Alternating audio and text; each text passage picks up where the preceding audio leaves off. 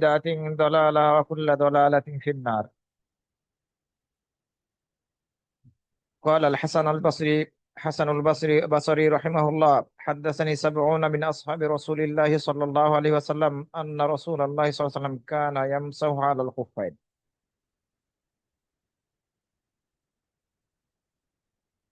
সমস্ত প্রশংসা মহান রব্বুল আলমিনের জন্য।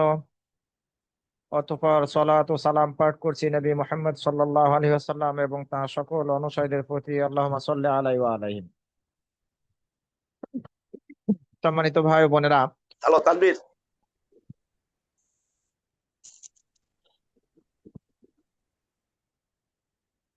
সম্মানিত ভাই ও বোনেরা, আমরা আজকে কয়েকটি বিষয়ে আলোচনা শুনবো।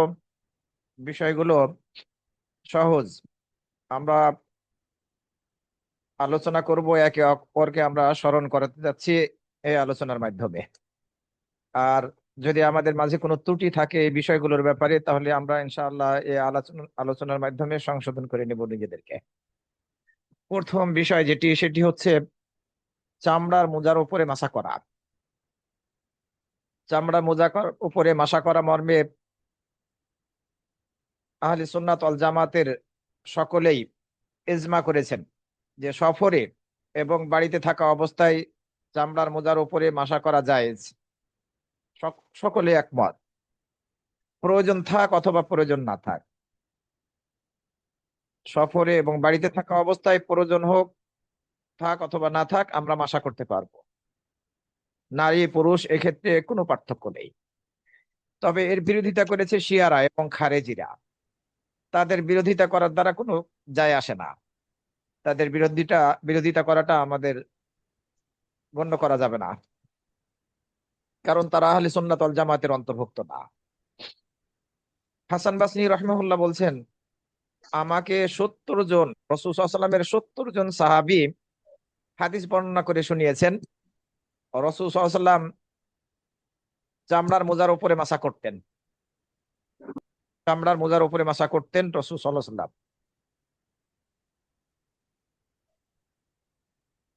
রাসূল সাল্লাল্লাহু আলাইহি ওয়াসাল্লাম পেশাব করলেন, এরপরে উযু করলেন, এরপর তিনি তার চামড়ার মোজার উপরে মাসা করলেন। এ মর্মে হাদিস বর্ণিত হয়েছে, সহিহ হাদিস, মুসলিম শরীফ, তিরমিজি এবং অন্যান্য হাদিস গ্রন্থের মধ্যে। সুতরাং চামড়ার মোজার উপরে মাসা করতে কোনো বাধা নেই, আমরা মাসা করতে পারব। যদিও এই মোজার উপরে মাসা করার বিষয়টি কোরআন মাজিদের মধ্যে আসে নাই, উযু করার কথা এসেছে,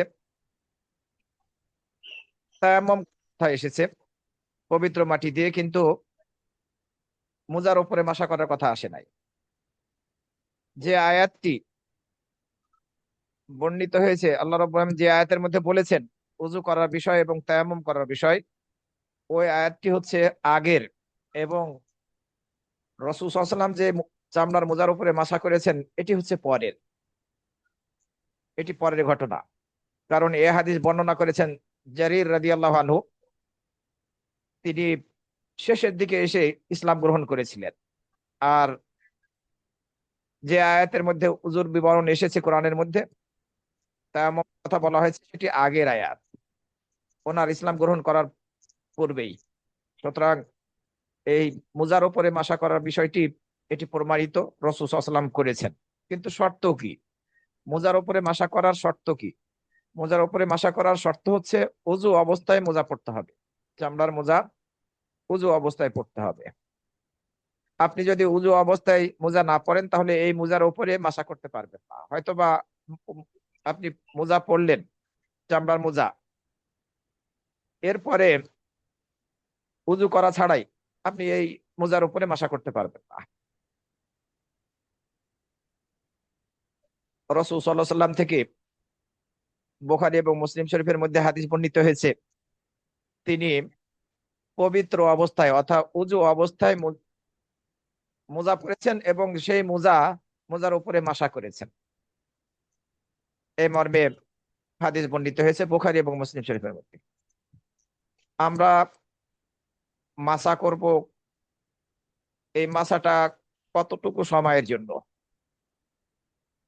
এ মর্মে আলী ইবনে আবি তালিব রাদিয়াল্লাহু আনহু থেকে হাদিস বর্ণিত হয়েছে, তিনি বলেন রাসূল সাল্লাল্লাহু আলাইহি সাল্লাম মুসাফিরের জন্য 3 দিন 3 রাত, আর মুকিমের জন্য, যারা বাড়িতে অবস্থান করছে তাদের জন্য 1 দিন 1 রাত, অর্থাৎ মুসাফিরের জন্য 15 ওয়াক্ত, মোজার উপরে মাসা করে সালাত আদায় করার সুযোগ আছে। আর যারা মুসাফির নন তাদের জন্য 1 দিন 1 রাত 5 ওয়াক্ত সালাত মোজার উপরে মাসা করে পড়ার সুযোগ আছে 1 দিন 1 রাতের জন্য। ধরুন আপনি ফজরের নামাজের উযু করলেন, উযু করে এই উযু অবস্থায় আপনি মোজা পরে নিলেন, মোজা পরলেন। এই উযু অবস্থায় যেহেতু আপনি মোজা পরলেন, জোহর, আসর, মাগরিব, এশা, এই সলাৎগুলো আপনি এই 5 ওয়াক্ত সলাত আদায় করতে পারবেন। আবার রাতে তাহাজ্জুদের সলাতও আপনি আদায় করতে পারবেন। পরের দিন এই ফজরের সলাতের সময় আপনাকে আবারও নতুন করে উযু করতে হবে 5 ওয়াক্ত। ধরুন আপনি জোহরের সময় উযু করলেন, মোজা পরলেন, এই মোজা পরার পরে জোহর, মাগরিব, আসর, মাগরিব, এশা এবং ফজর, এরপরে যখন জোহরের ওয়াক্ত আসবে এর আগেই আপনাকে আবারও উযু করতে হবে। আমরা যে মোজার উপরে, চামড়ার মোজার উপরে মাসা করব, অন্য মোজার ক্ষেত্রে আলোচনা একটু পরে আসবে ইনশাআল্লাহ। এই মাসাটা কোন জায়গায় করব? মাসা করতে হবে আমাদেরকে মোজার উপরে, মোজার উপরে ডান হাত পায়ের আঙ্গুলগুলোর সামনে থেকে ডান হাত দিয়ে, আর বাম হাতের পায়ের আঙ্গুলগুলোর সামনে থেকে বাম হাতের আঙ্গুলগুলো আমরা উপর দিকে টেনে নিয়ে যাব, মোজার উপরি ভাগে, নিম্ন অংশে না। পায়ের তালুতে মাসা করতে হবে না, যদিও যুক্তি বলে যে পায়ের তালুতে মাসা করতে হবে, কিন্তু ইসলাম যুক্তি দিয়ে চলে না। শরীয়তের বিধান যুক্তির সাথে সম্পৃক্ত না। যুক্তি থাকতে পারে, কিন্তু আল্লাহ রাব্বুল আলামিন যেভাবে তার নবীকে এইসব বিধানগুলো করার, নিয়মগুলো করার নির্দেশ দিয়েছেন, রাসূল সাল্লাল্লাহু আলাইহি ওয়াসাল্লাম সেভাবেই করেছেন এবং সেভাবেই তার উম্মতকে নির্দেশনা দিয়েছেন। আলী রাদিয়াল্লাহু আনহু থেকে বর্ণিত হয়েছে, উনি বলছেন লাউকানা দ্বীনু বির-রাই, মতামতের দ্বারা যদি দিনটা আসতো, দিনটা যদি মতামতের উপরে, ব্যক্তি মতের উপরে নির্ভরশীল হতো, তাহলে মোজার নিচে অর্থাৎ পায়ের তালুতে মাসা করাটাই উত্তম হতো উপরে মাসা করার চেয়ে। কিন্তু রাসূল সাল্লাল্লাহু আলাইহি ওয়াসাল্লামকে আমরা দেখেছি তিনি তার 2 মোজার উপরে মাসা করেছেন। এ গেল চামড়ার মোজা। কাপড়ের মোজা অথবা জুতার উপরে আমরা মাসা করতে পারবো কিনা? কাপড়ের মোজা যেগুলো আমরা সাধারণত পরে থাকি, এই কাপড়ের মোজার উপরে মাসা করতে পারবো, জুতার উপরে মাসা করতে পারবো। এ মর্মে মুগিরা বিন শুবা রাদিয়াল্লাহু আনহু থেকে হাদিস বর্ণিত হয়েছে, নবী সাল্লাল্লাহু আলাইহি ওয়াসাল্লাম তিনি বলছেন যে নবী সাল্লাল্লাহু আলাইহি ওয়াসাল্লাম ওযু করলেন এবং জাওরাবাইনের উপরে এবং জুতার উপরে মাসা করলেন।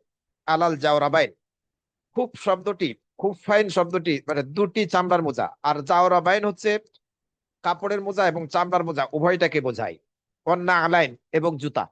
রাসূল সাল্লাল্লাহু আলাইহি ওয়াসাল্লাম কাপড়ের মোজার উপরে মাসা করেছেন, আবার জুতার উপরে মাসা করেছেন। এই হাদিস ইবনে মাজাহ, তিরমিজি, আবু দাউদের মধ্যে বর্ণিত হয়েছে। এছাড়া অন্যান্য হাদিস গ্রন্থের মধ্যেও আছে। যে পর্যন্ত একটা মোজাকে আমরা মোজা বলতে পারবো, যদি ছিঁড়াও থাকে, অনেক সময় পায়ের পিছন দিকে মোজা ছিঁড়ে যায়, যদি আমরা মোজা বলতে পারি আর সেটি পরিধান করার মতো অবস্থা থাকে, কিছু ছিঁড়ে থাকলেও তার উপরে মাসা করতে কোনো বাধা নেই। জুতা পরে যদি আমরা সালাত আদায় করি, তাহলে জুতার উপরে আমরা মাসা করতে পারবো। রাসূল সাল্লাল্লাহু আলাইহি ওয়াসাল্লাম মাসা করেছেন। তবে ওই জুতার উপরে মাসা করলে জুতা পরেই আপনাকে নামাজ পড়তে হবে।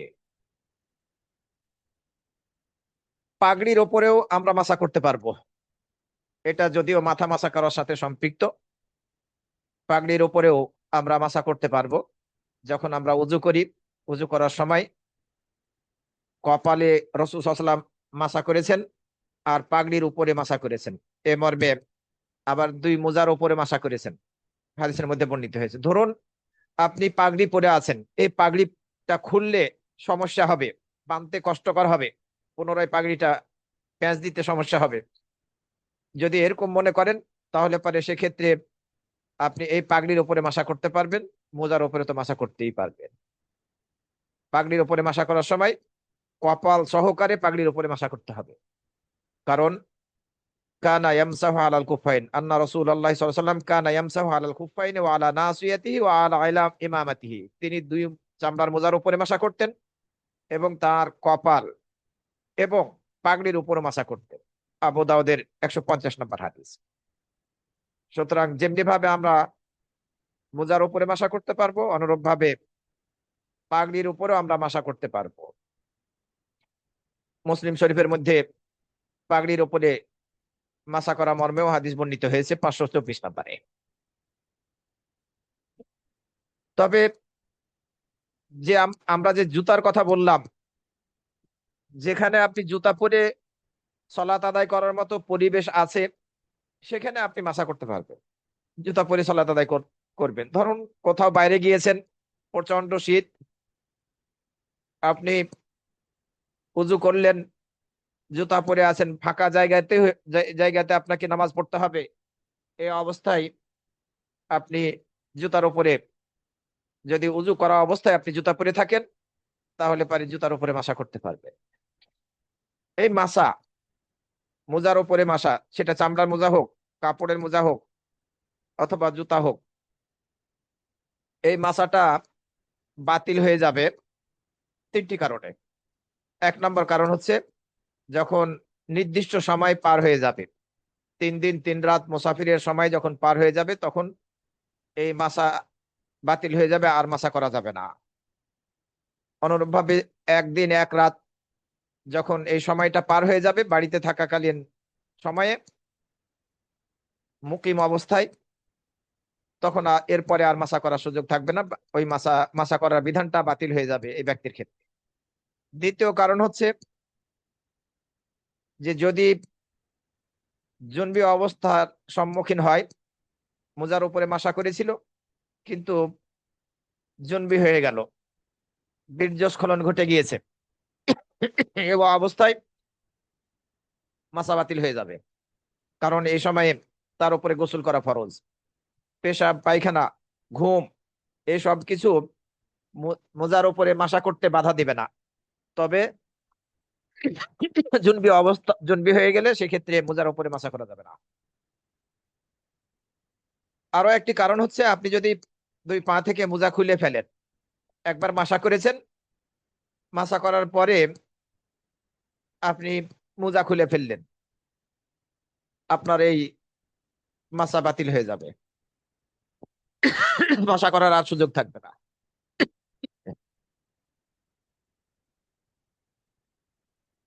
তবে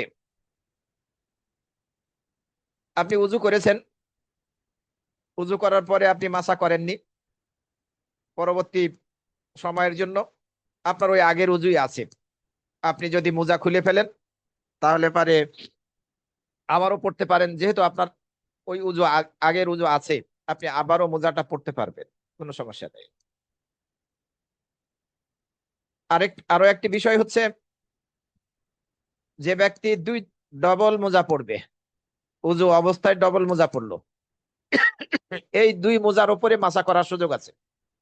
মাসা করার পরে যদি একটা মোজা খুলে ফেলে, ঠান্ডার দেশে অনেক সময় ডবল মোজা পরে থাকে অনেকেই, 2টা মোজা পরা হয়েছে কিন্তু একটা মোজা পরবর্তীতে হয়তো বা শীতটা একটু কমে এসেছে, একটা মোজা 2 পা থেকে একটা একটি করে মোজা খুলে ফেললো, আরো একটি মোজা রয়ে গেল, ওই দ্বিতীয় যে মোজাটা রয়ে গেল পায়ে, এই মোজার উপরেও আপনি মাসা করতে পারবেন, যেহেতু আপনি 2 মোজার উপরেই মাসা করেছিলেন, একটা খুলে ফেলার ফলে আপনার 2 মোজার উপরে মাসা বাতিল হয়ে যায় নাই, সুযোগ রয়ে গেল আরো একটি মোজা আপনার পায়ে থাকার কারণে।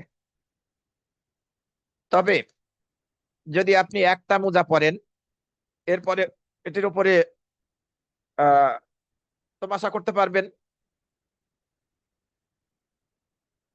মাসা করলেন, এরপরে আপনি আবার আরো একটি মোজা পরলেন। উযু অবস্থায় মোজা পরেছেন, উযু অবস্থায় মোজা পরার পরে পরবর্তী সময়ের জন্য নামাজের জন্য আপনি আরো একটি, এর আগে আরো একটি মোজা পরলেন। এখন এই দ্বিতীয় মোজার উপরে আপনি মাসা করতে চাচ্ছেন, পারবেন না। এই দ্বিতীয় মোজার উপরে মাসা করতে পারবেন না, কারণ আপনি ওই এক মোজার উপরে একবার মাসা করেছেন, আর দ্বিতীয় মোজার উপরে আপনি মাসা করেননি। সুতরাং আপনি দ্বিতীয় মোজা আপনাকে খুলে ফেলতে হবে, এরপরে আপনাকে মাসা করতে হবে। একটি মোজা পরেছেন, মোজা পরার পরে এই মোজার উপরে আপনি মাসা করেছেন, এরপরে আপনি দ্বিতীয় মোজা পরলেন। এই দ্বিতীয় মোজার উপরে আপনি মাসা করতে পারবেন না, কারণ প্রথমবার যখন আপনি মাসা করেছেন তখন দ্বিতীয় মোজার উপরে আপনি মাসা করেননি। সুতরাং এই দ্বিতীয় মোজার উপরে মাসা করার আর সুযোগ নেই। এই গেল মাসা সম্পর্ক, মোজার উপরে, চামড়ার মোজা হোক অথবা কাপড়ের মোজা হোক, মাসা সংক্রান্ত বিবরণ। আমরা যেমনি ভাবে উজু করি, উজুর যে পদ্ধতি সেভাবেই আমরা উজু করব, শেষে গিয়ে পায়ে আমরা মাসা করব। একবার একবার মাসা করব। এরপরে যেমনি ভাবে আমরা উজুর পরে দোয়া পড়ে থাকি, দুই তিনটি দোয়া আছে, ওই দোয়াগুলো এই মাসা করার পরেও পড়বো, কারণ এটিও ওযু। দ্বিতীয় বিষয়, গোসল। গোসল করা কখন ওয়াজিব বা ফরজ হয়? অনেকগুলো কারণ আছে, আমরা এই কারণগুলো প্রথমে জানবো। কি কি কারণে গোসল করা ফরজ হয়? জাগ্রত অবস্থায় অথবা ঘুমন্ত অবস্থায় যদি কারো বীর্য বের হয় তাহলে গোসল করা ফরজ হয়। রাসূল সাল্লাল্লাহু আলাইহি ওয়াসাল্লাম হাদিসের মধ্যে বলেছেন, ইন্নামাল মাউ মিনাল মা, পানি বের হলে পানির প্রয়োজন হয় পবিত্রতা অর্জনের জন্য। এটি হচ্ছে হাদিসের ভাব অর্থ। তো জাগ্রত অবস্থায় অথবা ঘুমের অবস্থায়। উম্মে সালামা রাদিয়াল্লাহু আনহা থেকে বর্ণিত হয়েছে, উম্মে সুলাইম রাদিয়াল্লাহু আনহা এসে রাসূল সাল্লাল্লাহু আলাইহি ওয়াসাল্লামের নিকটে প্রশ্ন করলেন, হে আল্লাহ রাসূল, ইন্নাল্লাহা লা ইয়াস্তাহি মিনাল হক, আল্লাহ রাব্বুল আলামিন হকের ব্যাপারে লজ্জা করেন না। ইনি উনি উম্মে সুলাইম রাদিয়াল্লাহু আনহা উনি প্রশ্ন করার প্রেক্ষাপট তৈরি করছেন যে আল্লাহ রাব্বুল আলামিন হকের ব্যাপারে লজ্জা বোধ করেন না। ফাহাল আলাল মারআতি গাসলুন ইযা ইহতালামাত, মহিলার উপরে কি গোসল করা ওয়াজিব হয় যদি তার স্বপ্নদোষ হয়, অর্থাৎ তার যদি ঘুমের মধ্যে বীর্যস্খলন ঘটে তাহলে কি গোসল করা ফরজ হয়? রাসূল সাল্লাল্লাহু আলাইহি ওয়াসাল্লাম বললেন, হ্যাঁ, ইযা রাআতিল মা, যদি ঘুমের মধ্যে বীর্যস্খলন ঘটে, পানির মতো কিছু বের হয়, অর্থাৎ মানি বের হয়, তাহলে পানি গোসল করা ওয়াজিব, ফরজ। তবে জাগ্রত অবস্থায় বীর্যস্খলন ঘটার ক্ষেত্রে শর্ত আছে। উত্তেজিত অবস্থায় বের হতে হবে। জাগ্রত অবস্থায় যদি বীর্যস্খলন ঘটে তাহলে, উত্তেজিত অবস্থায় বীর্যস্খলন যদি ঘটে তাহলে পারে গোসল করা ওয়াজিব, অন্যথায় গোসল করা ওয়াজিব না। ধরুন অসুস্থতার কারণে বীর্যস্খলন ঘটে গেল, আপনি বুঝতেই পারলেন না, কোনো অনুভূতি হয়তো আপনার ছিল না, অথবা ভীতির কারণে, অনেকের ক্ষেত্রে এরকম ঘটে থাকে, পরীক্ষার হলে ঢুকেছে, সেখানে আহ ভীতিতে হোক ওই বীর্যস্খলন ঘটে যাচ্ছে, অসুস্থতার কারণে অথবা ভীতির কারণে অথবা প্রচন্ড ঠান্ডার কারণে যদি উত্তেজিত হওয়া ছাড়াই বীর্যস্খলন ঘটে তাহলে পারে জাগ্রত অবস্থায়, তাহলে পারে গোসল ওয়াজিব না। রাসূল সাল্লাল্লাহু আলাইহি ওয়াসাল্লাম হাদিসের মধ্যে বলেছেন, ইদা হাযাফাতিল মা ফাগতাসিল মিনাল জানাবা, পানি যদি দ্রুত গতিতে বের হয়, অর্থাৎ উত্তেজিত অবস্থায়, আর জুনবি হয়ে যায় কেউ, তাহলে পারে গোসল করো। আর যদি সেভাবে বের না হয় তাহলে গোসল নেই। রাসূল সাল্লাল্লাহু আলাইহি ওয়াসাল্লাম হাদিসের মধ্যে কথা বলেছেন। সুতরাং অসুস্থতার কারণে বেরিয়ে গেল, কোনো উত্তেজনা নেই। প্রচন্ড ঠান্ডার কারণে বীর্য বেরিয়ে গেল, কোনো উত্তেজনা নেই। ভীতির কারণে বের হয়ে গেল, উত্তেজনা নেই, গোসল ওয়াজিব না। গোসল আপনি করলে করতে পারেন, কিন্তু বাধ্যতামূলক না। আপনি হয়তোবা ঘুমিয়েছিলেন, স্বপ্নে দেখলেন যে আপনার বীর্যস্খলন ঘটেছে, কিন্তু পরীক্ষা করে দেখলেন, চেক করে দেখলেন যে আপনার আসলে কোনো কিছুই ঘটে নাই, পানি নেই, তাহলে গোসল করতে হবে না। যদি দেখেন যে না, কিছু বের হয়েছে এবং সেটির আলামত পাওয়া গেল কাপড়ের মধ্যে, তাহলে সেক্ষেত্রে গোসল করতে হবে। আয়েশা রাদিয়াল্লাহু আনহা থেকে বর্ণিত হয়েছে, তিনি বলেন রাসূল সাল্লাল্লাহু আলাইহি ওয়াসাল্লামকে জিজ্ঞাসা করা হয়েছিল সেই ব্যক্তি সম্পর্কে যে ব্যক্তি আহ তার কাপড় ভিজা পেল, ঘুমন্ত অবস্থায় তার কাপড় ভিজা ভিজা পেল, কিন্তু তার স্বপ্নদোষ হয়েছে, এটাকে স্মরণ করতে পারছে না। জিজ্ঞাসা করলেন, এই এই প্রশ্ন যখন করা হলো, সে কি গোসল করবে নাকি করবে না? যেহেতু কাপড় ভিজা পেয়েছে কিন্তু সে স্মরণ করতে পারছে না, গোসল করবে, রাসূল সাহেব বললেন। এরপরে আরেক ব্যক্তি সম্পর্কে রাসূল সাল্লাল্লাহু আলাইহি ওয়াসাল্লামকে জিজ্ঞাসা করা হলো,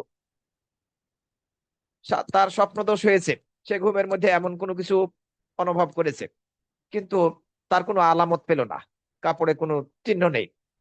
রাসূল সাল্লাল্লাহু আলাইহি ওয়াসাল্লাম বললেন তাকে গোসল করতে হবে না। তো প্রথম কারণ গোসল করার ওয়াজিব হওয়ার, যে বীর্যস্খলন ঘটতে হবে, যদি ঘটে ঘুমের অবস্থায় অথবা জাগ্রত অবস্থায়, তবে জাগ্রত অবস্থায় অবশ্যই উত্তেজনার সাথে বের হতে হবে, তাহলে গোসল ফরজ। 2 নম্বর কারণ হচ্ছে স্বামী স্ত্রী যদি মিলিত হয় এবং পরস্পরের গুপ্ত অঙ্গ যদি প্রবেশ করে, তাহলে সেক্ষেত্রে গোসল ফরজ হবে, পানি বের হোক অথবা না হোক। রাসূল সাল্লাল্লাহু আলাইহি ওয়াসাল্লাম হাদিসের মধ্যে বলেছেন, ওয়াজাবাল গোসল ওয়া ইন লাম ইয়ানজিল, যদি পানি বের নাও হয় তবু গোসল ওয়াজিব হবে, যেহেতু পুরুষের গুপ্তাঙ্গ তার স্ত্রীর গুপ্তাঙ্গের মাঝে প্রবেশ করেছে, প্রবেশ করলেই গোসল ফরজ হবে। তৃতীয় কারণ গোসল ফরজ হওয়ার, কেউ যদি ইসলাম গ্রহণ করে তাহলে তার তার উপরে গোসল করা ফরজ। কাইস ইবনে আসিম রাদিয়াল্লাহু আনহু ইসলাম গ্রহণ করলেন, রাসূল সাল্লাল্লাহু আলাইহি সাল্লাম তাকে গোসল করার নির্দেশ দিলেন পানি দিয়ে এবং বরই পাতা দিয়ে। বর্তমানে বরই পাতার প্রয়োজন পড়ে না, কারণ শ্যাম্পু আছে, সাবান আছে। কেউ যদি মুসলিম হয় তাহলে তার উপরে গোসল করা ফরজ, কারণ রাসূল সাল্লাল্লাহু আলাইহি সাল্লাম গোসল করার নির্দেশ দিয়েছেন। এই ইসলাম গ্রহণ করাটা গোসল করার জন্য, গোসল ফরজ হওয়ার জন্য একটি অন্যতম কারণ। 4 নম্বর কারণ হচ্ছে গোসল ফরজ হওয়ার, বিশেষভাবে মা বোনদের ক্ষেত্রে হায়েজ এবং নেফাস রক্ত বন্ধ যখন হয়ে যাবে, তখন গোসল করা তাদের উপরে ফরজ। আমরা জানি বিষয়গুলো। রাসূল সাল্লাল্লাহু আলাইহি ওয়াসাল্লাম হাদিসের মধ্যে বলেছেন, যখন হায়েজ শুরু হয়ে যাবে তখন সালাত ছেড়ে দাও, যখন শেষ হয়ে যাবে, এই রক্ত বের হওয়া বন্ধ হয়ে যাবে, গোসল করো আর সালাত আদায় করো, এই নির্দেশ দিয়েছে। একই বিধান নেফাসের ক্ষেত্রে, সন্তান প্রসবজনিত কারণে যদি কারো রক্ত যায় 15 দিন, 20 দিন, 1 মাস, 40 দিন পর্যন্ত, তাহলে সেক্ষেত্রে তার নামাজ নেই, নামাজ পড়া থেকে বিরত থাকবে। ইসলাম সহজ, কিন্তু ইসলামকে আমরা অনেক সময় কঠিন করে ফেলি। প্রত্যেকটা ক্ষেত্রে ইসলাম সহজ, আমরা হয়তোবা বোঝার চেষ্টা করি না। ইসলামের প্রত্যেকটা বিধানের ক্ষেত্রে বিকল্প আছে। যেমন যেমন ধরুন, আমরা সুস্থ যদি না থাকি, অসুস্থ, দাঁড়িয়ে সালাত আদায় করতে পারছি না, তাহলে বসে পড়তে হবে। বসে না পড়লে, বসে না পারলে শুয়ে পড়ার বিধান আছে। ইসলাম সহজ না? অবশ্যই সহজ। এরকম বিধান প্রত্যেকটা ক্ষেত্রে আছে, বিকল্প আছে ইসলাম ধর্মে, কারণ ইসলাম হচ্ছে সহজ। কেউ কাউকে হত্যা করলো, যে যদিও এটা বিষয়ের সাথে সম্পৃক্ত না, কিসাসের বিধান আছে, সাথে কিন্তু আরো 2টা বিষয় আছে। সেটি হচ্ছে মুক্তি, রক্তপণ নিতে পারে অথবা ক্ষমা করে দিতে পারে। ইসলামের বিধানগুলো খুবই চমৎকার, এত সহজ যে আমরা যদি বোঝার চেষ্টা করি তাহলে আমাদের কাছে সহজই মনে হবে। আর যদি বুঝতে না চাই তাহলে কঠিন মনে হবে। প্রত্যেকটা ক্ষেত্রে বিকল্প আছে। আরো একটি গোসল ওয়াজিব হওয়ার কারণ, যদিও এটি বিতর্কিত, কিছু আলেম ওলামা বলেছেন যে জুমার দিনে গোসল করা ওয়াজিব। এ মর্মে একটি হাদিস বর্ণিত হয়েছে, প্রাপ্তবয়স্ক প্রত্যেকের উপরে জুমার দিন গোসল করা ওয়াজিব। কিন্তু বিপরীত একটি হাদিস বর্ণিত হয়েছে, যে হাদিস থেকে আমরা বুঝতে পারি যে গোসল করা উত্তম, তবে উজু করলেই যথেষ্ট হয়ে যাবে। এ মর্মে হাদিস বর্ণিত হয়েছে, যদিও বিতর্ক আছে, তবু জুমার দিনে গোসল করাটা নিঃসন্দেহে উত্তম। আর আমরা কমপক্ষে বলতে পারি সুন্নাহ মুআক্কাদা, যদিও অনেক আলেম ওলামারা বলেছেন গোসল করা ওয়াজিব। গোসল করার ক্ষেত্রে, ফরজ গোসল করার ক্ষেত্রে আমাদেরকে অবশ্যই নিয়াত করতে হবে। ফরজ গোসলের ক্ষেত্রে নিয়াত অপরিহার্য। কারণ ফরজ গোসল, ফরজ গোসলটা হচ্ছে পবিত্রতা অর্জন করা। তো এই পবিত্রতা অর্জন করার জন্য নিয়াত করতে হবে, এটি একটি ইবাদত। ইন্নামাল আমালু বিন্নিয়াত। আপনি নিয়াত ছাড়া গোসল করবেন হবে না। আমি যেহেতু ওয়াজিব বা ফরজ গোসল করছি, এই ওই নিয়াতে আপনাকে গোসল করতে হবে এবং পুরো শরীরে পানি পৌঁছাতে হবে যখন আমরা গোসল করব। এটা হচ্ছে, এই দুটি হচ্ছে ফরজ গোসলের রুকন, স্তম্ভ।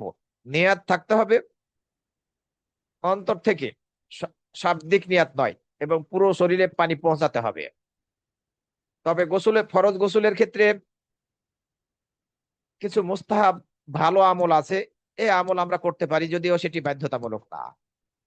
আয়েশা রাদিয়াল্লাহু আনহা থেকে বর্ণিত হয়েছে, তিনি বলেন রাসূল সাল্লাল্লাহু আলাইহি ওয়াসাল্লাম জন্মী অবস্থা থেকে পবিত্রতা অর্জনের জন্য যখন গোসল করতেন, তখন গোসল করার পূর্বে তিনি তার দুই হাতকে ধৌত করতেন। এরপর ডান হাতের দ্বারা বাম হাতের উপরে পানি ঢালতেন। এই বাম হাত দিয়ে তার গুপ্ত অঙ্গকে ধৌত করতেন।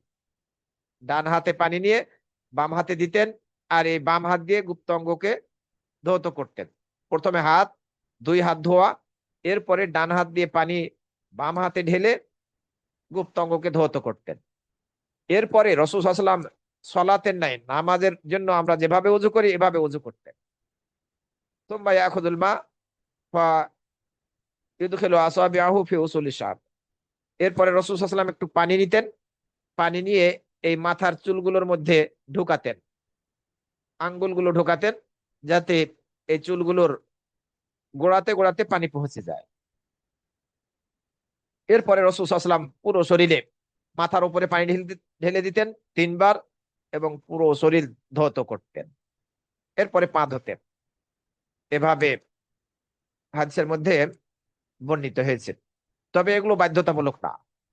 ফরজ গোসলের ক্ষেত্রে আপনাকে উযু করতেই হবে বিষয়টি এমন না, উত্তম উযু করাটা। এর সাথে সাথে আরো একটি বিষয় জানা দরকার, সেটি হচ্ছে আপনি ফরজ গোসল করছেন, নিয়াত করলেন, এরপরে আপনি এই পদ্ধতি অবলম্বন করলেন, দুই হাত ধুলেন, গুপ্ত অঙ্গকে বাম হাত দিয়ে ধৌত করলেন, নামাজের মতো উযু করলেন। এই উযু আপনার জন্য যথেষ্ট হয়ে যাবে যদি গোসলের সময় আপনার হাত সরাসরি সামনের এবং পিছনের গুপ্তাঙ্গ স্পর্শ না করে, তাহলে ওই উযুই আপনার জন্য যথেষ্ট হয়ে যাবে। আপনি গোসলের পরে ওই উযুর দ্বারা সালাত আদায় করতে পারবেন, কোরআন ধরতে পারবেন, তাওয়াফও করতে পারবেন বাইতুল্লাহকে। যদি শর্ত হচ্ছে গোসলের সময় আপনার গুপ্তাঙ্গ সরাসরি যদি হাত দ্বারা স্পর্শ না করে, কাপড়ের উপর দিয়ে আপনি ঘষাঘষি করলেন পরিষ্কার হওয়ার জন্য, সেটা সমস্যা না। কিন্তু কাপড়ের নিচ দিয়ে সরাসরি যদি আপনার স্পর্শ করে ফেলেন, তাহলে আপনাকে আবারও গোসলের পরে উযু করতে হবে। মা বোনেরা যখন জুনবি অবস্থা থেকে গোসল করবে, তখন তাদের চুলের যে বেনি বাঁধা থাকে, এই বেনি খুলে ফেলা অপরিহার্য না, ওয়াজিব না।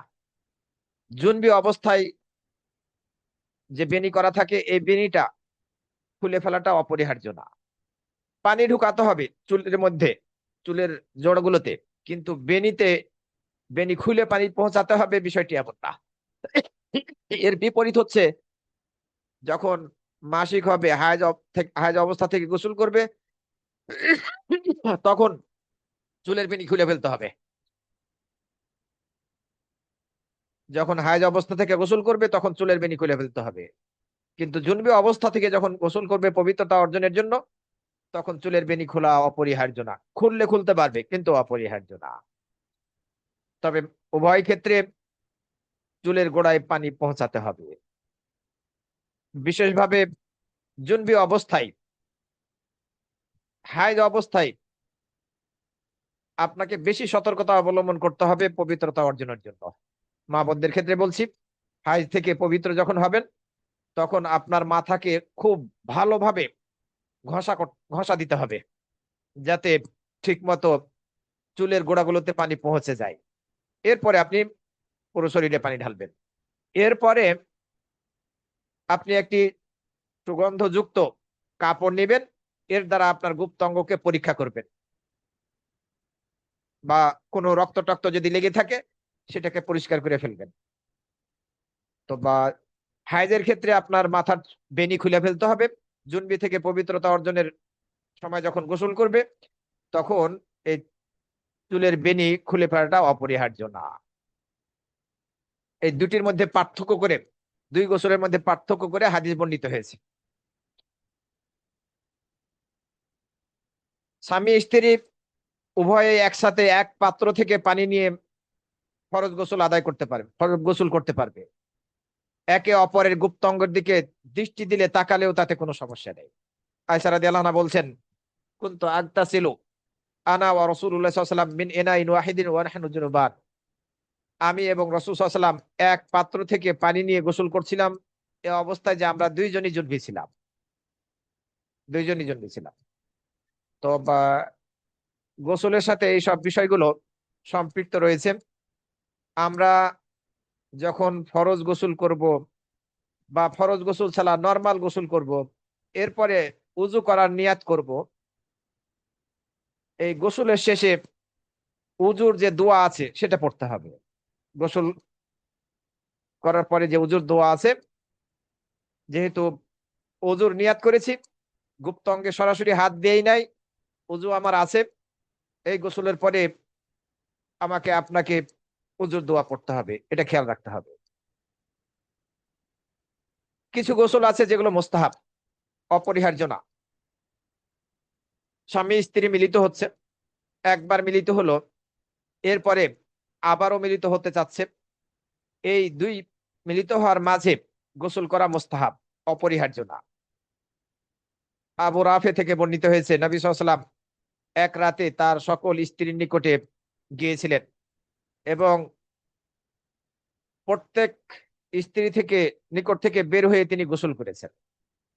এটি পবিত্রতার জন্য বেশি উত্তম, রাসূল সাল্লাল্লাহু আলাইহি ওয়াসাল্লাম হাদিসের মধ্যে বলেছেন। অপরিহার্য না। তবে একবার মিলিত হওয়ার পরে আবারও মিলিত হতে চাইলে গুপ্তাঙ্গ ধুয়ে উযু করে আসাটা উত্তম। 2 নম্বর কারণ, গোসল মুস্তাহাব হওয়ার, ওয়াজিব না।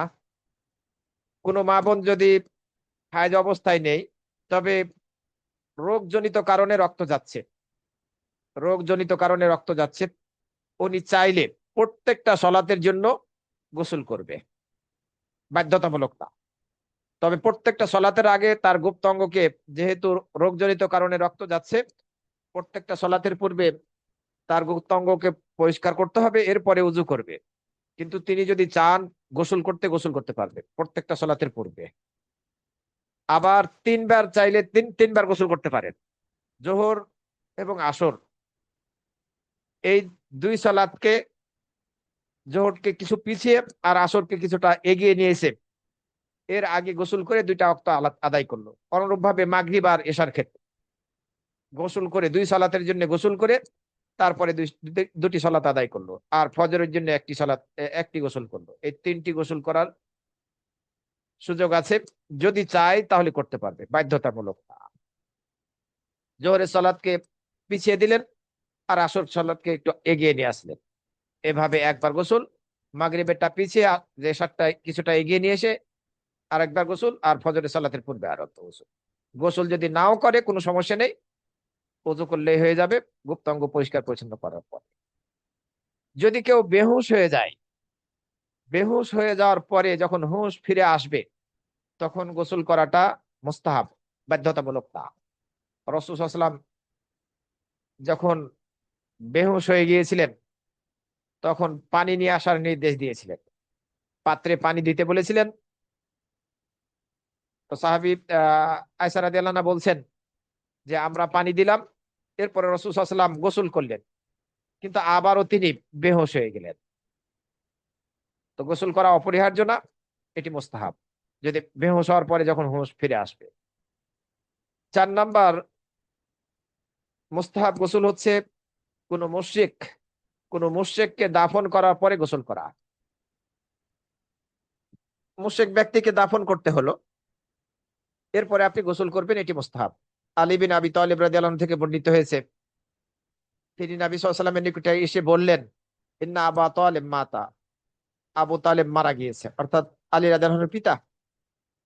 রাসূল সাল্লাল্লাহু আলাইহি ওয়াসাল্লাম তাকে নির্দেশ দিলেন, ইযহাব ফাওয়ারিহি, তুমি যাও তাকে ঢেকে ফেলো, অর্থাৎ কবর দিয়ে দাও। তা আলী রাদিয়াল্লাহু আনহু বলছেন যে ফালাম্মা ওয়ারাইতুহু, আমি তাকে ঢেকে ফেললাম, এরপরে ফিরে আসলাম রাসূল সাল্লাল্লাহু আলাইহি ওয়াসাল্লামের নিকটে, তিনি আমাকে বললেন তুমি গোসল করো, এটি মুস্তাহাব। আরো একটি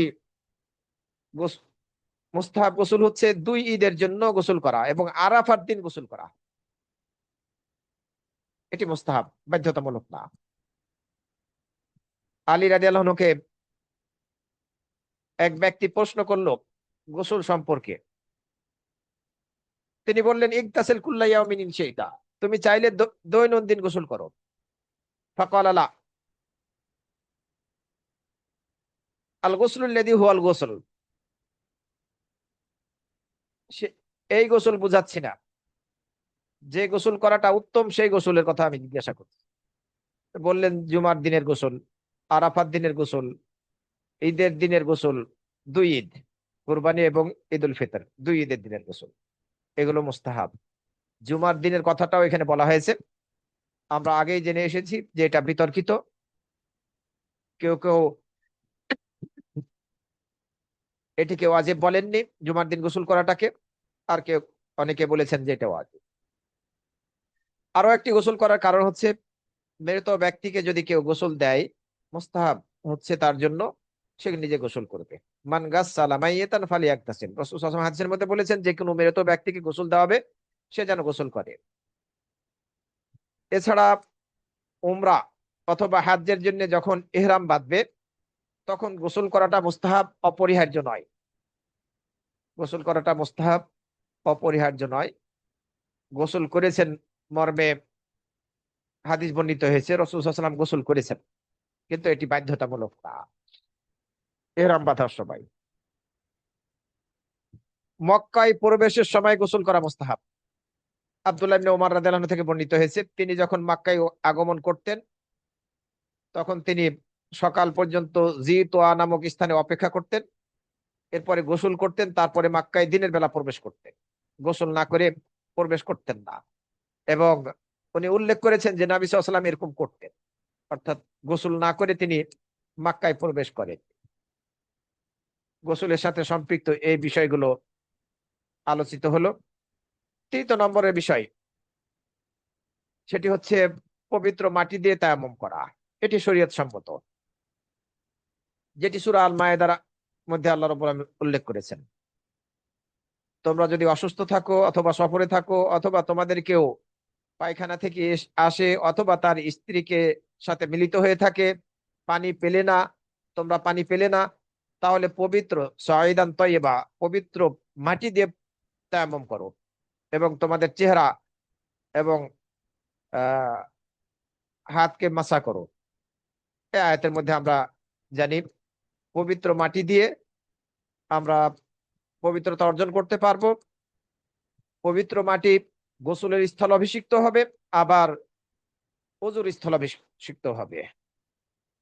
রাসূল সাল্লাল্লাহু আলাইহি ওয়াসাল্লাম হাদিসের মধ্যে বলেছেন ইন্নাস সাঈদাত তাইয়্যিবা, পবিত্র মাটি, নিশ্চয় পবিত্র মাটি মুসলিমকে পবিত্রকারী। ওয়াইন লাম ইয়াজিদ মা 10 সিনিন, যদি 10 বছর পানি না পাই, তবু এই পবিত্র মাটি মুসলিমকে পবিত্র করবে। 10 বছর যদি পানি না থাকে, না পায়, তবু। এই হাদিস আবু দাউদ, তিরমিজি, নাসাইর মধ্যে বর্ণিত হয়েছে।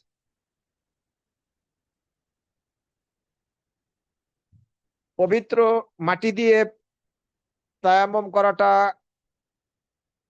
জায়েজ কখন? যখন আমরা পানি ব্যবহার করতে অক্ষম হয়ে যাব। আর পানি ব্যবহার করতে অক্ষম হওয়াটা দুটি কারণে হতে পারে, দুটি তিনটি কারণে হতে পারে। পানি নাই, এ কারণে পানি ব্যবহার করতে পারছি না। অথবা অসুস্থ, যদি পানি ব্যবহার করি, পানি আছে কিন্তু অসুস্থতার কারণে পানি ব্যবহার করলে অসুস্থতা বেড়ে যাবে, জীবনের উপরে খাতরা আসতে পারে, বিপজ্জনক হতে পারে, এটি আরেকটি কারণ। এ সময় তায়াম্মুম করতে পারবে। তৃতীয় কারণ হচ্ছে প্রচন্ড ঠান্ডা, গরম করার পানি গরম করার ব্যবস্থা নেই। যদি কেউ মনে করেন যে পানি ব্যবহার করলে জীবনের উপরে হয়তোবা ভীতি সৃষ্টি হবে, বিপজ্জনক হতে পারে, তাহলে পারে এই প্রচন্ড ঠান্ডার মধ্যেও তায়াম্মুম করতে পারবেন। তবে যিনি তায়াম্মুম করবেন তাকে অবশ্যই এটি বিবেচনা করতে হবে যে তার পক্ষে এই প্রচন্ড ঠান্ডায় গোসল করার, উযু করাটা সম্ভব কি সম্ভব না। যদি সম্ভব না হয়, তাহলে পারে সেক্ষেত্রে তায়াম্মুম করতে পারবেন, অথচ পানি আছে। ইমরান বিন হুসাইন রাদিয়াল্লাহু আনহু থেকে বর্ণিত হয়েছে, রাসূল সাল্লাল্লাহু আলাইহি ওয়াসাল্লাম সালাত আদায় করছেন সাহাবীদেরকে নিয়ে, কিন্তু এক ব্যক্তি পৃথক হয়ে আছে, সে রাসূল সাল্লাল্লাহু আলাইহি ওয়াসাল্লামের সাথে সালাত আদায় করছে না। রাসূল সাল্লাল্লাহু আলাইহি ওয়াসাল্লাম বললেন সালাত আদায় শেষে, ইয়া ফুলান মা মানাআকা আন তুসাল্লিয়া ফিল কওম, কোন জিনিসটা তোমাকে বাধা দিয়েছে আমাদের সাথে সালাত আদায় করতে? সেই ব্যক্তি বলল, ইয়া রাসূলুল্লাহ আসাবাতনি জানাবা ওয়ালা মা, আমি জুনবি হয়ে গিয়েছি আর পানি নেই, গোসল করতে পারছি না। রাসূল সাল্লাল্লাহু আলাইহি ওয়াসাল্লাম বললেন, আলাইকা বিসসাঈদ ফাইন্নাহু ইয়াকফিকা, তুমি মাটি দিয়ে তায়াম্মুম করো, এটাই তোমার জন্য যথেষ্ট হয়ে যাবে। বুখারী শরীফের হাদিস 348 নম্বরে। তো জুনবি অবস্থা থেকে পবিত্রতা অর্জন করা যাবে মাটির দ্বারা, তায়াম্মুম করে। পুরো শরীর রগড়াতে হবে না, পুরো শরীরে আপনি আহ, মাটি মিশ্রিত করবেন, সেটি করতে হবে না। জাবের রাদিয়াল্লাহু আনহু থেকে বর্ণিত হয়েছে, তিনি বলেন, খারাজনা ফি সাফারিন, আমরা একটা সফরে বের হলাম, ফাআসাবা রাজুলান মিন্না হাজারুন ফাশাজ্জাহু ফি রাসিহি তুম্মা হাতালামা। আমরা সফরে বের হলাম, আমাদের সঙ্গী এক ব্যক্তির মাথায় একটা পাথর এসে লাগলো, আর সে জখম হয়ে গেল। একটা পাথর যেদিক থেকে হোক এসে লাগলো তার মাথায়, এবং সে জখম হয়ে গেল।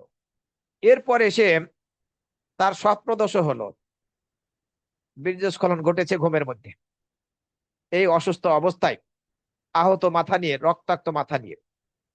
তো এই ব্যক্তি জিজ্ঞাসা করলো তার সঙ্গী সাথীদেরকে, হালতা জিদুন আলী রোকসাতান ফিত তায়াম্মুম, তোমরা কি আমার জন্য তায়াম্মুম করার কোনো অনুমতি দেখতেছো, পাচ্ছো? অনুমতি কি আছে যে আমি তায়াম্মুম করব?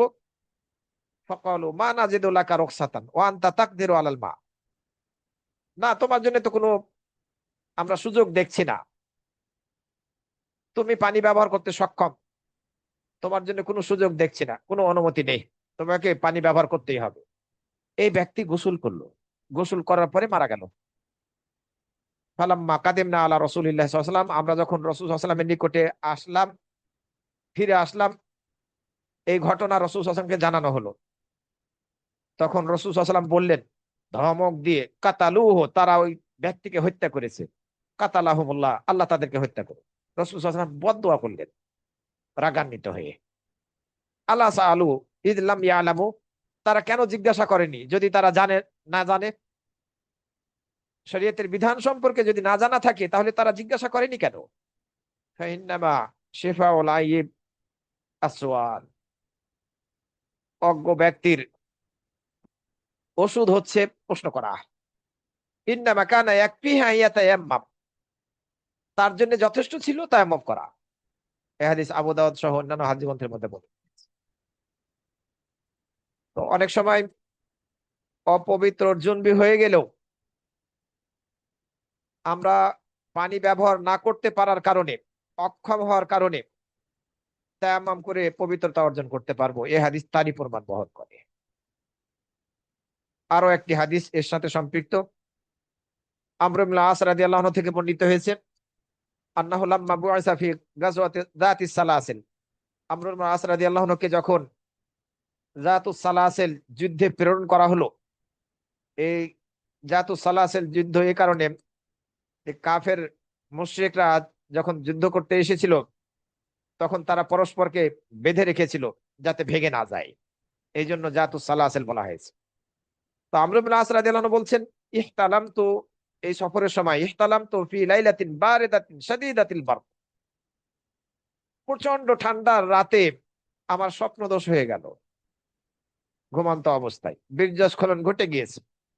ফাশফাকতু ইনিগতাসালতু আন আহলিক, আমি ভীত হয়ে পড়লাম, যদি আমি গোসল করি তাহলে হয়তো বা আমি ধ্বংস হয়ে যাব, মারা যাব, ভয় করলাম। ফাতায়াম্মামতু, আর এই কারণে আমি তায়াম্মুম করলাম। এরপরে আমি আমার সঙ্গী সাথীদেরকে নিয়ে ফজরের সালাত আদায় করলাম, ইমামতি করলেন। ফালাম্মা কাদিমনা আলা রাসূলিল্লাহ সাল্লাল্লাহু আলাইহি ওয়াসাল্লাম যাকারু যালিকা লাহু, যখন আমরা রাসূল সাল্লাল্লাহু আলাইহি ওয়াসাল্লামের নিকটে ফিরে আসলাম তখন সঙ্গী সাথীরা রাসূল সাল্লাল্লাহু আলাইহি ওয়াসাল্লামকে জানালো যে এই ঘটনা ঘটায়ছে আমর ইবনে আস রাদিয়াল্লাহু আনহু। রাসূল সাল্লাল্লাহু আলাইহি ওয়াসাল্লাম বললেন, হে আমর, সাল্লাইতা বিআসহাবিকা ওয়া আনতা জুনুবুন, তুমি তোমার সঙ্গী সাথীদেরকে নিয়ে সালাত আদায় করেছো এমত অবস্থায় যে তুমি জুনবি জুনবি ছিলে? ফাকুলতু, তখন আমর ইবনে আস রাদিয়াল্লাহু আনহু বললেন, যাকারতু কওল আল্লাহ তাআলা, আমি আল্লাহর এই বাণীকে স্মরণ করেছি, ওয়ালা তাকতুলু আনফুসাকুম ইন্নাল্লাহা কানা বিকুম রাহিমা, তোমরা তোমাদের নিজেদেরকে হত্যা করো না, নিশ্চয় আল্লাহ তোমাদের ব্যাপারে অতি দয়ালু। এই আয়াত আমি পড়ে গবেষণা করেছি, ইজতিহাদ করেছি, যেহেতু প্রচন্ড ঠান্ডা সুতরাং আমি গোসল করলে হয়তোবা বিপজ্জনক হতে পারে, তা এই জন্য আমি তায়াম্মুম করেছি। আর তায়াম্মুম করেই সালাত আদায় করেছি ফজরের ইমামতি করে। এ কথা শুনে রাসূল সাল্লাল্লাহু আলাইহি ওয়াসাল্লাম হেসে দিলেন, আর কিছু বললেন না। মানে তার সিদ্ধান্ত সঠিক ছিল, এই ইজতিহাদটা তার সঠিক ছিল। আমর ইবনে আস রাদিয়াল্লাহু আনহু, এই হাদিস আবু দাউদ এছাড়া অন্যান্য হাদিস গ্রন্থের মধ্যে বর্ণিত হয়েছে। ইসলাম আসলে সহজ, যেটা আমি আগেই বলছিলাম, কিন্তু আমরা অনেক সময় কঠিন করে ফেলি। বিকল্প আছে ইসলাম ধর্মে, প্রত্যেকটা ক্ষেত্রে বিকল্প আছে। পবিত্র মাটি বলতে কি বোঝানো হচ্ছে? পবিত্র মাটি হচ্ছে পবিত্র জমিন, পবিত্র জমিন, এটি হচ্ছে পবিত্র মাটি। জমিনের উপরের যে মাটিটা, এটা হচ্ছে পবিত্র মাটি। এই মাটিতে আপনি তায়াম্মুম করবেন কিভাবে? একবার আপনার দুই হাত মারবেন জমিনের উপরে, একবার আপনার দুই হাত দিয়ে আঘাত করবেন, হাতের তালুর দিক, হাতের ভিতরের অংশ, দুই হাত একসাথে।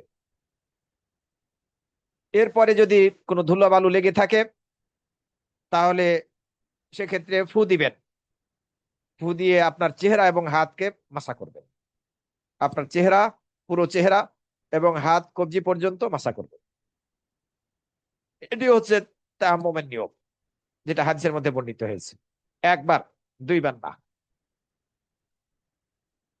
একটি হাদিসের মধ্যে বর্ণিত হয়েছে, এক ব্যক্তি উমর ইবনুল খাত্তাব রাদিয়াল্লাহু আনহু নিকটে আসলেন, এসে বললেন, ইন্নী আযনাবতু ফালাম উসিবিল মা, আমি জুনবি হয়ে গিয়েছি, আমি পানি পাচ্ছি না।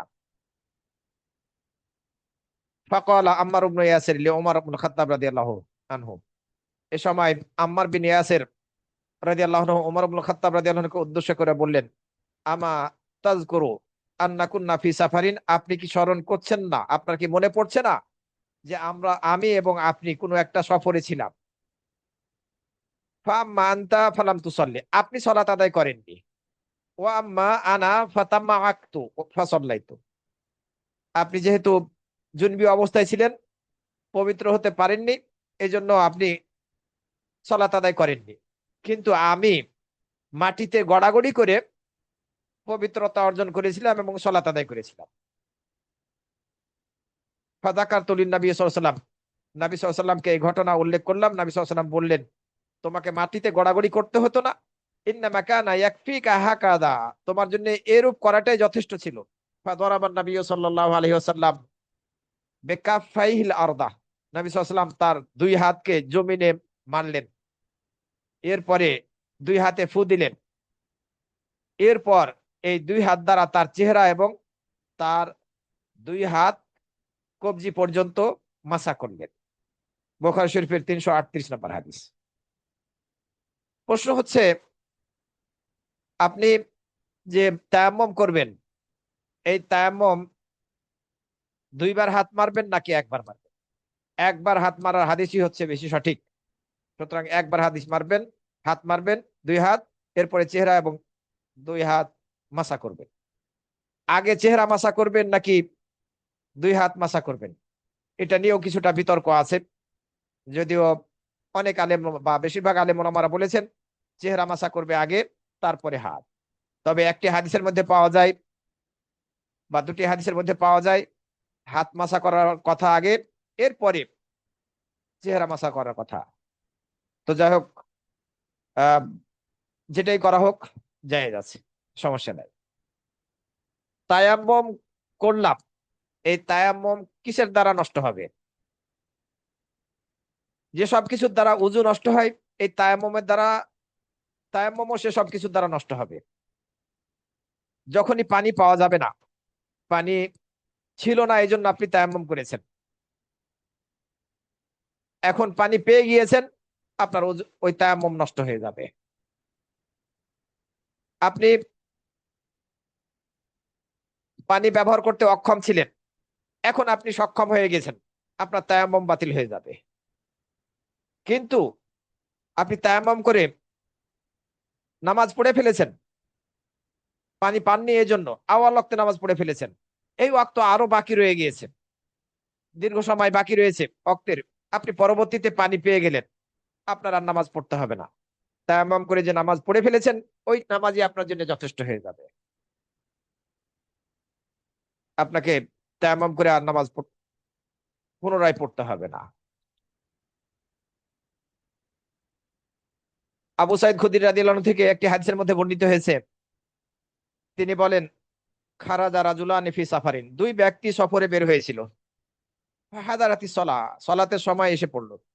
ওয়ালাইসা মাহুমা মাউন, তাদের সাথে কোনো পানি ছিল না। দুইজনই তায়াম্মুম করলো, সলাত আদায় করলো, তায়াম্মুম করে সলাত আদায় করলো।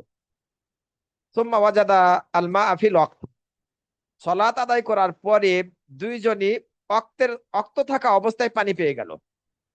এই দুইজনের একজন আবারও পানি যেহেতু পেয়ে গেল, অক্ত আছে, উজু করলো, আবার দ্বিতীয়বার নামাজ পড়লো। আর দ্বিতীয় ব্যক্তি সে পুনরায় নামাজ পড়লো না, যেহেতু তায়াম্মুম করে নামাজ পড়ে ফেলেছে। দুইজনই রাসূল সাল্লাল্লাহু আলাইহি ওয়াসাল্লামের নিকটে আসলো, এসে এই ঘটনা উল্লেখ করলো যে একজন পানি পাওয়ার পরে আবারও নামাজ পড়েছে আর একজন পড়েনি।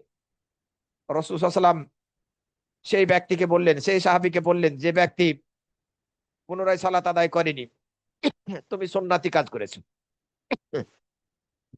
ওয়াজ্জাত কা সালাতুকা, তোমার ওই তায়াম্মুম করা সালাতই যথেষ্ট হয়ে গেছে। ওয়াকালা লিল্লাযী তাওয়াদ্দা, আর দ্বিতীয় ব্যক্তিকে বললেন, যে ব্যক্তি উযু করে আবারও সালাত আদায় করলো, লাকাল আজরু মাররাতাইন, তোমার ডবল নেকি। চাইলে পড়তে পারবি, কিন্তু যদি মনে করে যে না আমি পড়বো না, কোনো সমস্যা নেই। তো আমরা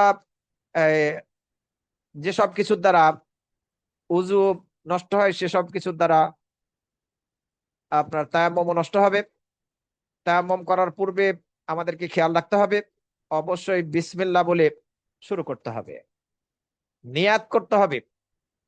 যেমনি ভাবে উযুর আগে বিসমিল্লাহ বলে আমরা নিয়াত করি, অনুরূপভাবে তায়াম্মুমের ক্ষেত্রেও বিসমিল্লাহ বলে আমাদেরকে নিয়াত করতে হবে। আবার তায়াম্মুম শেষে উযুর পরে যে সব দোয়াগুলো আমরা পড়ে থাকি, সেগুলো পড়তে হবে, সেগুলো পড়তে হবে। কোনো ব্যক্তির যদি জখম থাকে, ধরুন উজুর স্থানগুলো, হাত অথবা পায়ে জখম আছে, পট্টি লাগানো আছে, ওই জায়গায় মাসা করা অপরিহার্য না। আপনি তায়াম্মুম করছেন, মাসা করা অপরিহার্য না। মান কানা বিহি জুরহুন কাদ লাফাহু আও কাসারা কাদ জাবারাহু। তো সেখানে মাসা করা অপরিহার্য না। তবে যদি আপনি মাসা করতে পট্টির উপরে ব্যান্ডেজ বাঁধা আছে তার উপরে মাসা করেন, কোনো বাধা নেই, তবে অপরিহার্য না। আল্লাহ রাব্বুল আলামিন কোরআন মাজিদের মধ্যে বলছেন, লা ইউকাল্লিফুল্লাহু নাফসান ইল্লা উসাহা। কোন নাফসকে তার সাধ্যের অতীত কষ্ট দেন না। আপনি অসুস্থ, কেন আপনি সেখানে মাসা করতে হবে এরকম মনে করবেন? তবে সক্ষম হলে যতটুকু সম্ভব চেষ্টা করতে হবে। এদা আমারতুকুম বিআমরিন ফাআতু মিনহু মাসতাতাতুম। রাসূল সাল্লাল্লাহু আলাইহি ওয়াসাল্লাম হাদিসের মধ্যে বলেছেন, তোমাদেরকে যখন কোনো ব্যাপারে নির্দেশ দিব, তখন তোমরা সেটি তোমাদের সাধ্য মাফিক করবে। সুতরাং এই ব্যান্ডেজের উপরে মাসা করার প্রয়োজন নেই। যদি কেউ করে, আলেম ওলামারা বলেছেন করতে পারবে। পবিত্র মাটি আপনি পাচ্ছেন না, ওয়াল আছে, এই ওয়ালেই আপনি 2 হাত মেরে মাসা করতে পারবেন, তায়াম্মুম করতে পারবেন, কোনো সমস্যা নেই। এ মর্মে হাদিস বর্ণিত হয়েছে। নবী সাল্লাল্লাহু আলাইহি ওয়াসাল্লাম বীরে জামাল একটি জায়গার নাম, এখান থেকে আসলেন, তার সাথে মিলিত হলো এক ব্যক্তি, সাক্ষাৎ করলো এবং সে সালাম দিল। তো সেই ব্যক্তিকে রাসূল সাল্লাল্লাহু আলাইহি ওয়াসাল্লাম সালামের উত্তর দিলেন না। তিনি একটা দেওয়ালের নিকটে আসলেন, তিনি দেয়ালের উপরে 2 হাত মেরে চেহারা এবং 2 হাত মাসা করলেন, এরপরে সালামের উত্তর দিলেন। বুখারী এবং মুসলিম শরীফের হাদিসের মধ্যে বর্ণিত হয়েছে। সুতরাং দেয়ালে আপনি হাত দ্বারা আঘাত করেও মাসা করতে পারবেন। ধরুন আপনি কোনো এলাকাতে আছেন যেখানে জমিনটা পুরোটাই পাথর, ওর উপরে আপনি হাত মেরে মাসা করতে পারবেন, কোনো সমস্যা নেই। তো এইসব বিষয়গুলো আমরা মোটামুটি জানি। হয়তোবা কিছু বিষয় আছে যেগুলো আমাদের আহ আরো বেশি ভালো করে জানার দরকার ছিল, এই জন্য আমি আজকে এই বিষয়গুলো আপনাদের সামনে আলোচনা করলাম। আল্লাহ রাব্বুল আলামিন আমাদের সকলকে সুন্নাতি তরিকায় এই সহজ দিনকে পালন করার তৌফিক দান করুন। এই দিন খুব সহজ, এই দিন খুব সহজ, কিন্তু আমরা দিনকে কঠিন বানিয়ে ফেলি। অনেক সময় আমরা কঠিন বানিয়ে ফেলি। এই ইসলাম ধর্মের একটি বৈশিষ্ট্য হচ্ছে যে আল্লাহ রাব্বুল আলামিন এই দিনের ব্যাপারে তোমাদের উপরে কঠোরতা আরোপ করেননি, যেটা সূরা আল হজ্জের ৭৮ নম্বর আয়াতের মধ্যে বলা হয়েছে। আবার সূরা বাকারার মধ্যে বলা হয়েছে, ইরিদুল্লাহু বিকুমুল ইসরা। আল্লাহ তোমাদের ব্যাপারে সহজ চান, কঠোরতাকে চান না। বিভিন্ন আয়াত এবং হাদিসের মধ্যে বর্ণিত হয়েছে। আমরা যদি ইতিহাসের দিকে লক্ষ্য করি, তাহলে দেখব অন্যান্য নাবিদের ক্ষেত্রে পবিত্রতা অর্জন করার ক্ষেত্রে কঠোরতা ছিল। কাপড়ে যদি পেশাব লাগতো, তাহলে সেই কাপড়ের অংশটাকে কেচি দিয়ে কেটে ফেলতে হতো, খুব কঠিন ব্যাপার। কিন্তু ইসলাম ধর্মে আল্লাহ রাব্বুল আলামিন আমাদেরকে ওই কঠিন অবস্থার মধ্যে ফেলেননি, সহজ করে দিয়েছেন। একবার পেশাব লাগা কাপড়কে, নাপাকি লাগা কাপড়কে ধুয়ে ফেললেই পবিত্র হয়ে যাবে, 3বার ধুতে হবে এমন কোনো কথা নেই। আগে আগের উম্মাতের মাঝে গুনাহ করলে তওবাটা খুব কঠিন ছিল। যেমন আমরা যদি মুসা আলাইহিস সালামের কওমের ক্ষেত্রে দেখি, তো গুনাহ করেছে, আল্লাহ রাব্বুল আলামিন তাদেরকে নির্দেশ দিলেন যে তোমরা পরস্পরকে হত্যা করো। ওই যে বাছুর পূজা করেছিল তারা, তারা নিজেরা নিজেরা নিজেদের উপরে জুলুম করেছিল। তো তোমাদের তওবা হচ্ছে তোমরা পরস্পরকে হত্যা করবে, নিজেরা নিজেদেরকে হত্যা করবে। তাই করেছিল তারা, বহু লোক মারা গেল। এরপরে মুসা আলাইহিস সালাম দোয়া করলেন তাদের জন্য, আল্লাহ রাব্বুল আলামিন তাদের তওবা কবুল করলেন। মুসা আলাইহিস সালাম চিন্তিত হয়ে পড়লেন, যারা মারা গেল তাদের অবস্থাটা কি হবে।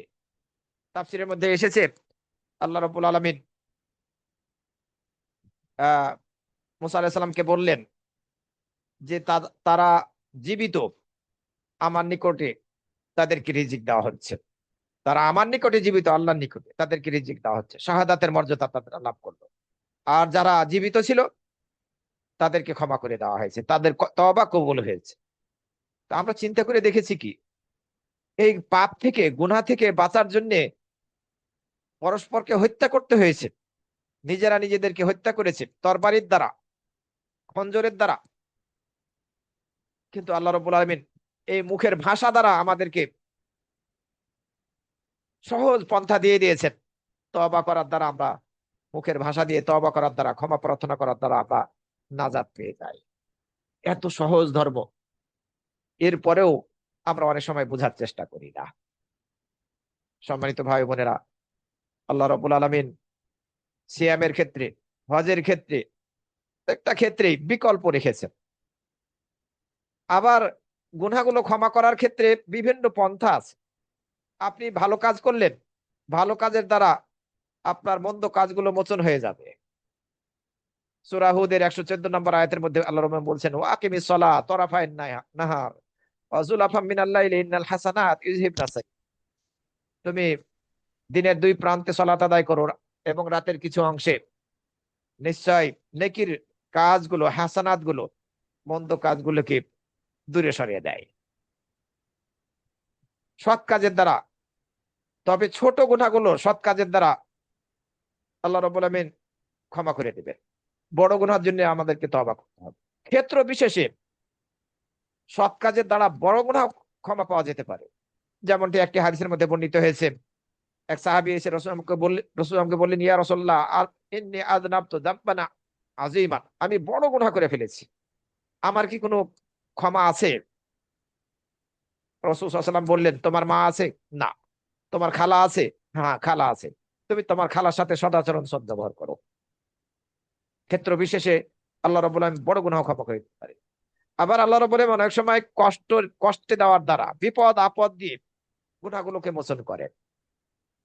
কাঁটা লাগলো আপনার শরীরে, আপনার একটা মর্যাদা উঁচু করা হবে, আপনার একটা গুনাহ মোচন করে দেওয়া হবে।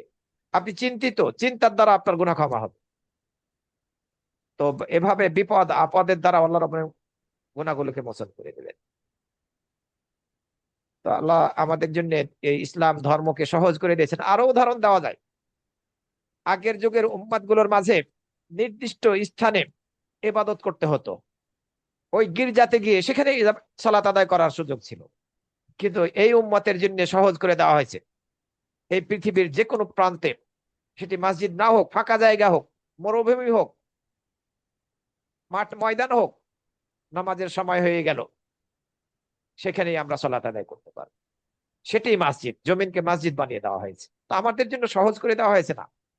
এই যে তায়াম্মুম, এই যে মাসা করা, এই যে ক্ষেত্র বিশেষে আহ তায়াম্মুমের দ্বারা নাপাকি থেকে পবিত্রতা অর্জন করা, গোসল, গোসলের স্থলাভিষিক্ত করা হয়েছে তায়াম্মুমকে, ওযুর স্থলাভিষিক্ত করা হয়েছে তায়াম্মুম। কত সহজ ধর্ম! আল্লাহ রাব্বুল আলামিন আমাদের সবাইকে এই ইসলাম ধর্মকে সঠিকভাবে বোঝার তৌফিক দান করুন। আকুলু কওলি হাদা ওয়া আস্তাগফিরুল্লাহ লি ওয়া লাকুম ওয়া লিসাইরিল মুসলিমিন। যে আমরা